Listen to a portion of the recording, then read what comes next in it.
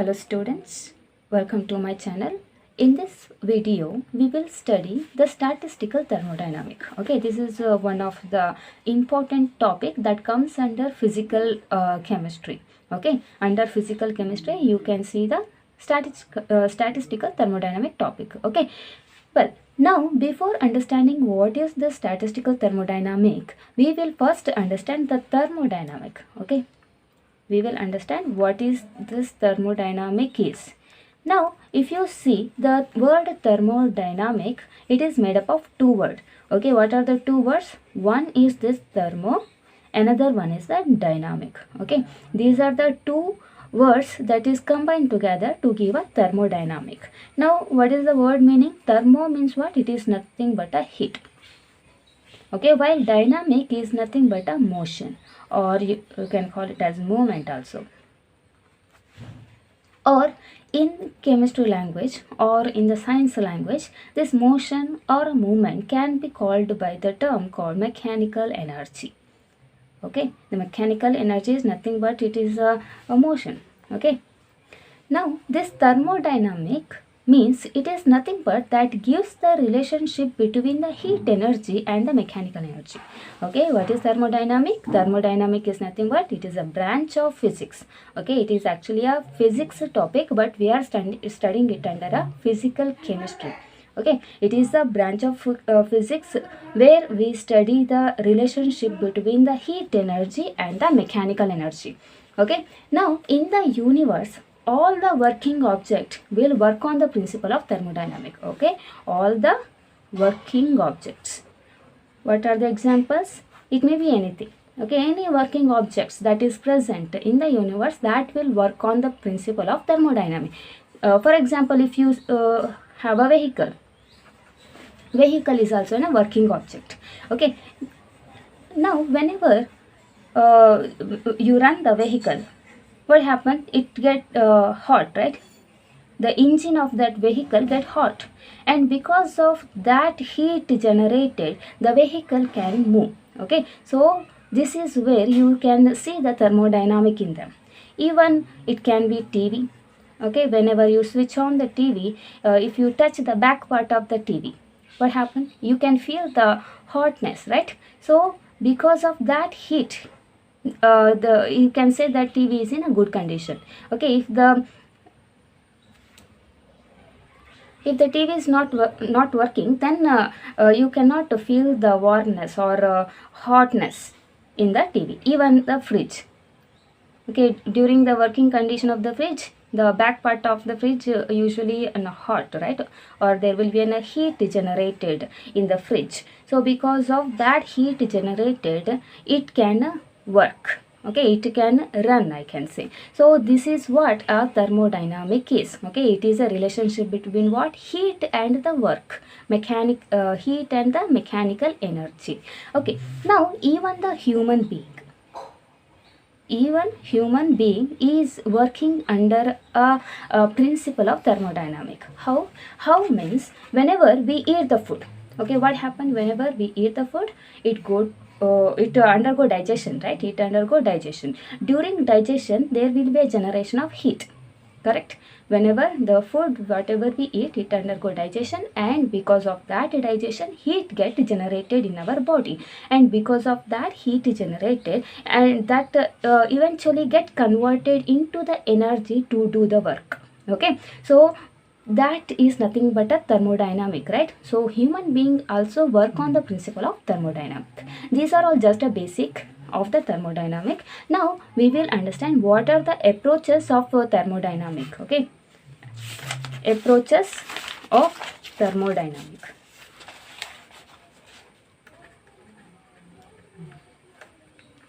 Approaches of thermodynamic in order to study the properties of an object. Okay, in order to study the properties of an object.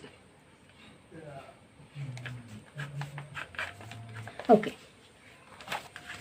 approaches of thermodynamic. in order to study the properties of an object. That means how we can study the property of an object by means of thermodynamics. That is what the meaning of these lines. Okay, we are studying the properties. So what is this property means? The property is nothing but it may be a pressure, or it may be a temperature, volume, it may be energy, anything.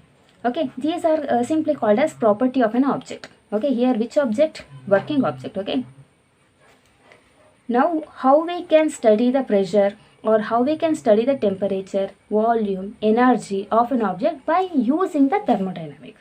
Okay, there are actually two approaches are there. Two approaches to study the properties of an object. The first approach is a classical thermodynamic. Okay, classical thermodynamic, and the next approach you have is the statistical thermodynamic. Okay, these are the two approaches or two methods are there to study the properties. Okay, properties of an working object.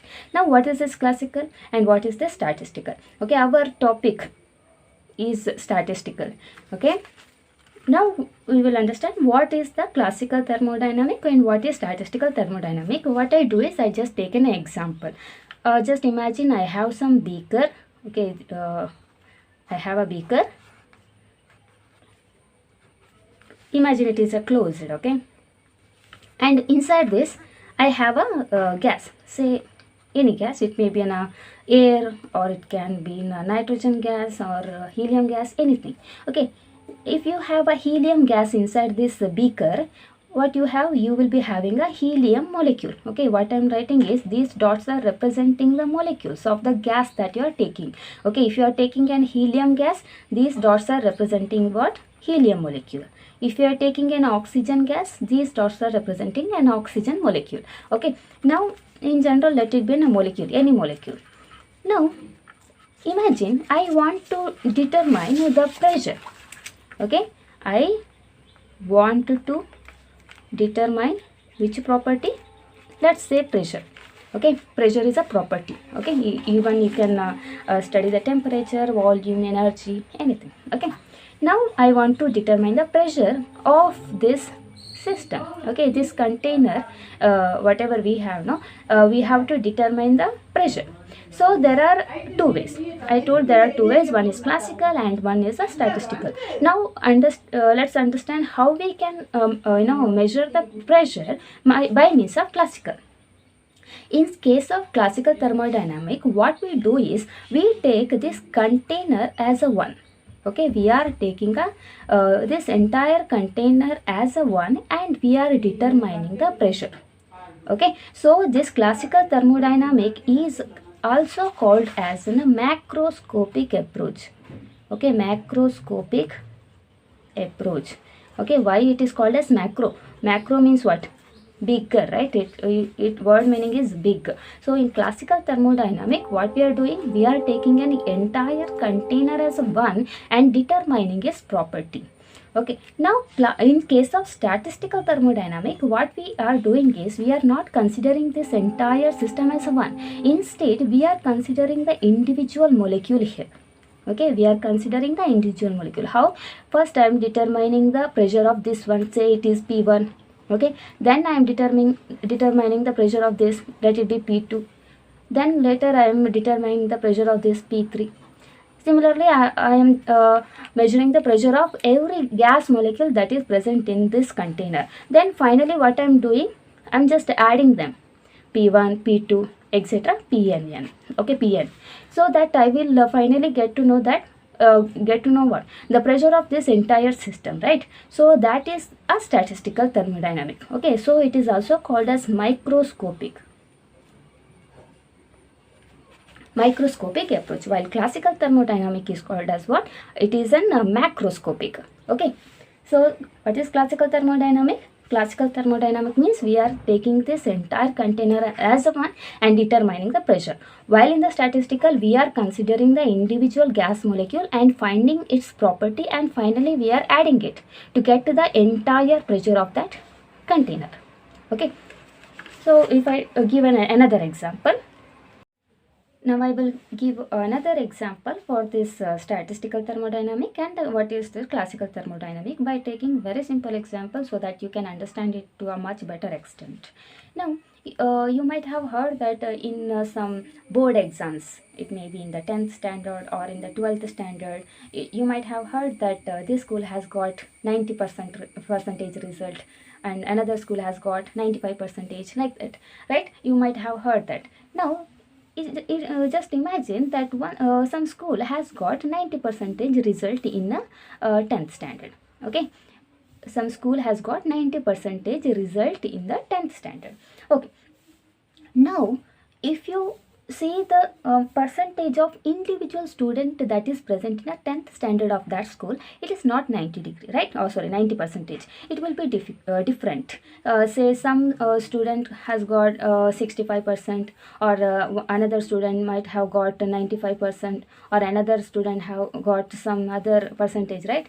It may be an 85%, like that. If you see the percentage of individual student, it is different, but what is the overall result of that class? It is 90%, right? So this is a classical way of finding the property. Okay, here what you done, you have considered this entire 10th standard class as the one and you found the percentage. And in another way what you have done, you have calculated the percentage of individual student and you are adding, and finally you are getting the average of those and getting the or the property. Here it is percentage, right? So here this is an classical approach, while this is an statistical. Here you are interested with the individual student or individual molecule. Okay, here you are finding the percentage of individual student and you are adding it and taking the average and finally getting the property. While in the classical you are considering the entire class as one and finding the percentage. Okay, so this is what classical and statistical means. Okay,